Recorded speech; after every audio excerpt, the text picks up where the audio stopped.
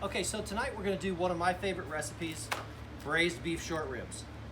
You can pick these up at your local grocery. They're really easy to find and they're excellent when they're cooked correctly. Okay, so what we're going to do is we're going to braise the short ribs, then we're going to put all the ingredients together and we're going to throw it on the smoker and we're going to cook it for about 4 hours. At the end of 4 hours, it should be pretty tender. We're going to plate it up and we're going to serve it over a bruschetta tonight. Which we're going to make with a blend of roasted garlic and some beef base in it as well. So let me zoom in right here and we'll get going and show you how to do this. Okay, all right, so let's get going with this. The first thing I'm going to do is I'm going to pop open my ribs. Okay, I've got myself a little bit of olive oil here. I'm going to put it in my hot pan so we can braise these things up. These off to the side. Now what I've got here is just a little bit of flour with a little bit of salt and pepper in it. So I'm going to dredge the ribs, cover them in flour and salt and pepper very nicely. And then we're going to get this pan nice and hot so we can get that sizzling there. This is a great recipe if you guys are having company over, if you feel like making a nice meal for your wife, for your boyfriend, your husband. It's a great meal, really easy to do. Got to plan a little bit ahead. But like I said, at the end of the day, it's a really good recipe. Okay, so starting to sizzle in there nicely. All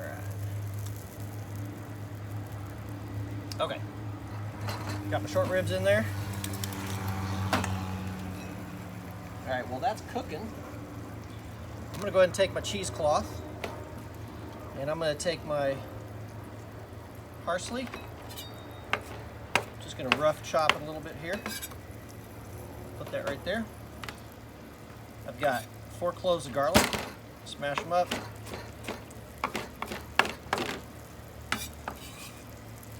I'm gonna put those in there as well.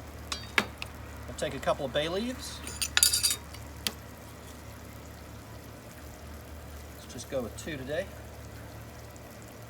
Now I'll have this recipe posted up so everyone can print it. You guys can see what's going on. And then we're going to use about 7. Let's just go 1, 2, 3, 4, 5, 6, 7, 8, 9, 10, 11, 12, 13, 14. We're going to use about 14 peppercorns. All right, now the reason I like to tie these up like this, so at the end, when you're done, just pull this thing out. You don't have to worry about breaking a tooth on a peppercorn or chewing on a bay leaf or anything like that. You get all the flavor and none of the mess. Okay, so that's ready to go. Let's flip these ribs over a little bit. Starting to braise up nicely.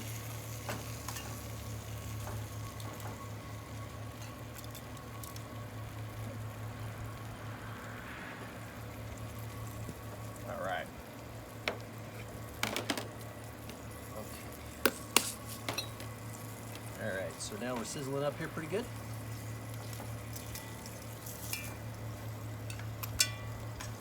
And the reason you want to braise these things is because you get a nice little bit of caramelization on them, and it just adds another dimension to the flavor. It's actually really nice. I've done it both ways, with and without, and I really enjoy it without, or I really enjoy it doing the braising first. It just gives it a whole lot of better flavoring.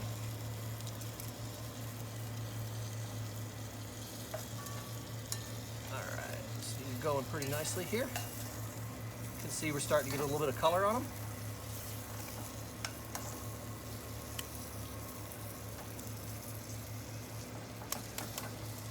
Okay. Now, what I've also done here, a little bit of prep work in advance, is I chopped up some onions. I've got onions, celery, and some carrots, and we're going to throw all this stuff in at the very end once we get ready to put this whole thing on. Let's see how we're looking here.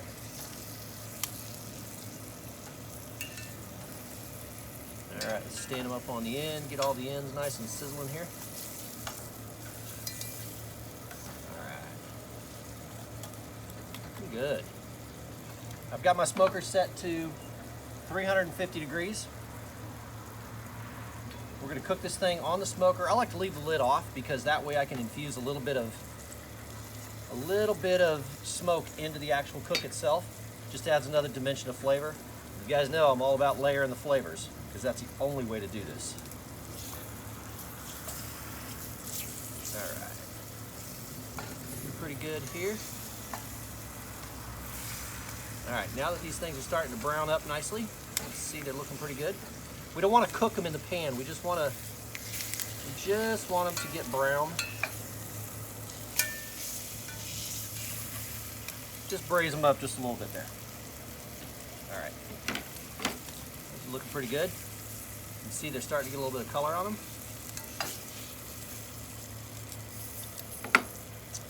All right. Let's see what we got. All right, let's go ahead and pull these things out. Braised up a little bit there. They look pretty good.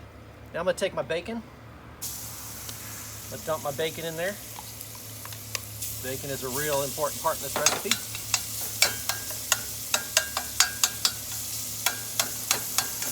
Break all that up nicely.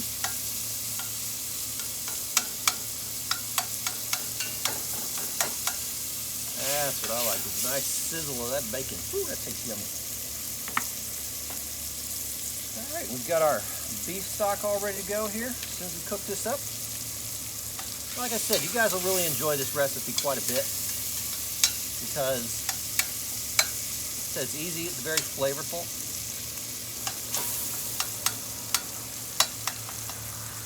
Be a great recipe for the evening with your family.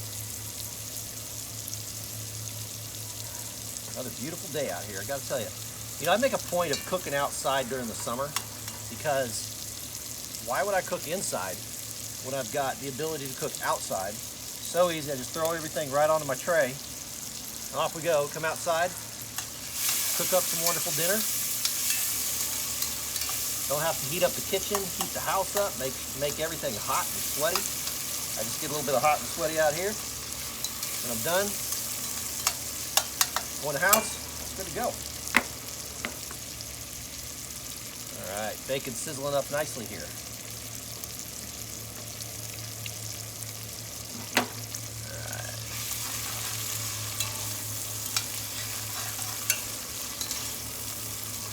This bacon's going to add a beautiful dimension of flavor to our finished product when we're done.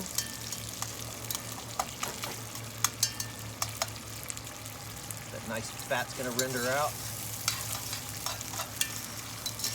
The original recipe that I started with, it called for pancetta, but I figured, you know, why use pancetta when I can use bacon? Basically the same thing, one's cured, one's not. I didn't see a big, huge difference in it, so we just went with it. I like to leave the grease in there too when it's all done, when the bacon's all done cooking up, because the bacon grease gives it another dimension of flavor as well. And at the end of the cook, when we're done, we're going to scoop off all the grease and everything before we serve it. All right. Bacon's starting to look pretty good here.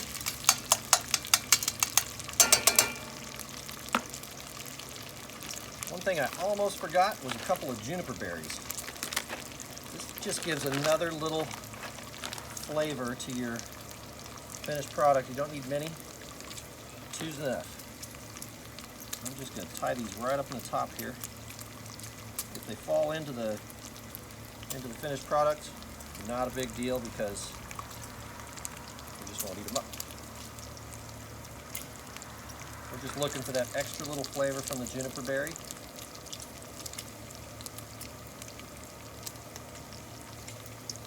There we go. Okay. All right, now that our bacon's looking good, it's nice and crispy. Some grease popping there. Nice. All right. Like I said, I'm going to do this uncovered because I want the smoke from the Traeger getting up into my product so I can add another dimension of flavor to it.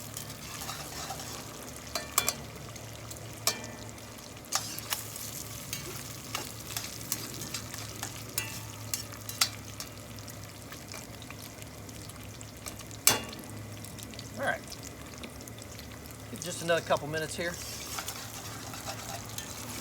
And as you're stirring this stuff, I like to scrape the little bits off the bottom, because that's what's really going to give you all the flavor of that bacon in there.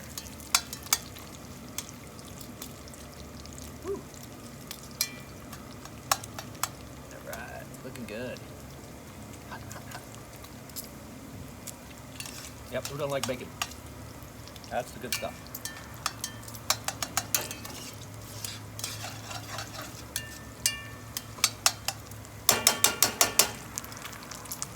All right, these ribs are just about ready to put back in there with the bacon. Let's set these down in here. This stuff nice and cooked up.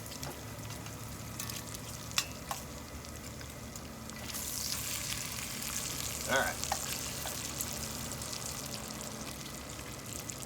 Now we got everything back in our little Dutch oven here. I tell you, these Dutch ovens from Le Creuset are really nice. They stand up well to anything you can throw at them. I highly recommend getting one. I've got two of them myself. I've got a big one and a small one. If you do wind up smoking or putting these things on the smoker, they sell a cleaning agent that takes the smoke off of them so it doesn't stick, because the smoke can stick to the actual pan itself. It's a little difficult to get off. Not a big deal though. All right, so our bacon's all cooked up. Let's go ahead and dump our veggies in there. We're going to use some beef base. Cover this stuff up almost about halfway there. Get some wine. I've got just a basic Rioja that I picked up at Costco. You're not looking for the flavor of the wine per se, you're looking for the flavor of the grapes. This isn't a wine that I'm going to sit there and drink. This is more of a cooking wine. I'll use the whole bottle, why not? There we go. All right, so there we have it. Let's take our little bundle of joy and stick it down inside there. Now I'm going to open up my Traeger. That thing's hot. We are ready to go. Boom. All right, so there you have it. We're gonna go ahead and let that thing cook for about 4 hours, and we'll revisit it then. See you guys in a bit. All right, guys, so here we are at 2 hours into the cook, and you can see the smoke is really looking nice on the rib. So if I flip these things over, which I've been doing for a bit, see the bone has already fallen out of that one. You can see the smoke coloring on each one of them. Obviously the smoke color all around the pan. That's what you're gonna need the cleaner for. But these things are smelling just absolutely amazing. And look at the color on that. So, like I said, 2 hours in, 2 hours more to go. We'll revisit this in just a bit. Okay guys, here we are at the end of our cook, and we have an amazing dinner prepared, ready to eat for you guys. So let's go ahead and pull this thing off. Let's grab this.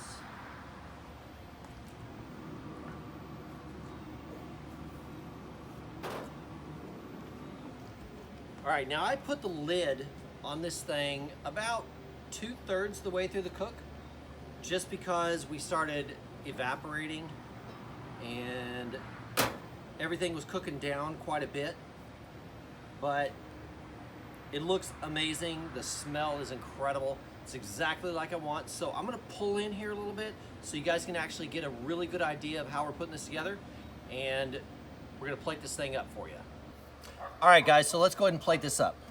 I'm gonna put on my hot pads again because this is blazing hot.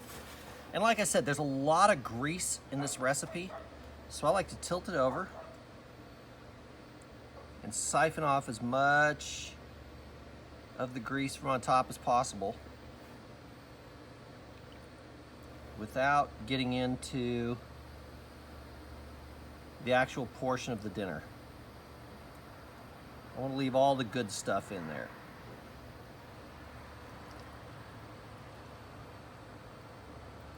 That's just about as far as we can get. You can sit here and play with this for a while. It's not that big of a deal.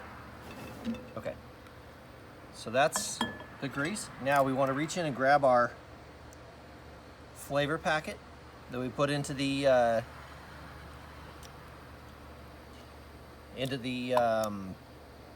cheesecloth. Okay, so let's plate these up. All right, so the first thing we're going to do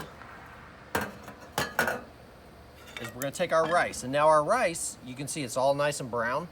Our rice we cooked with sautéed garlic, butter, and instead of using water, we used beef base for the actual amount that we want to use for the rice. So you can do this with any type of rice whatsoever. This one is just a nice, thick, heavy-duty rice.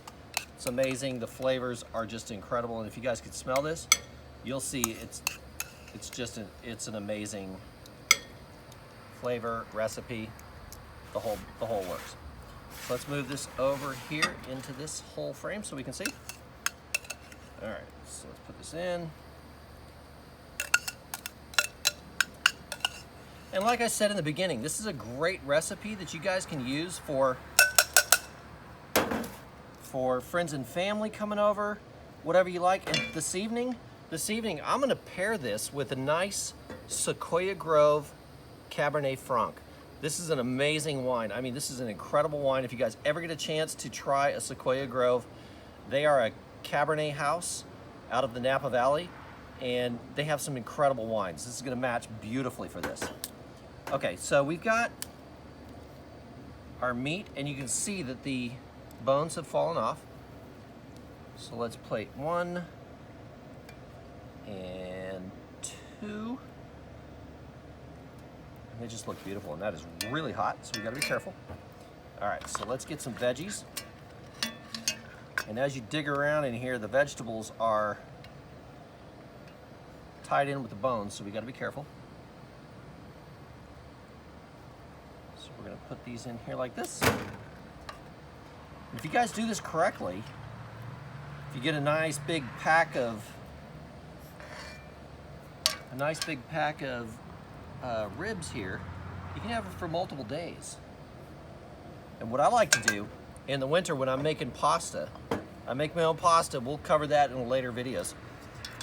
I like to take the remainder of the onions and the carrots and the juice, and I like to blend it up and use it as a stuffing for a nice ravioli. That is really outstanding. Okay, so there you have it. Let's move this out of the way.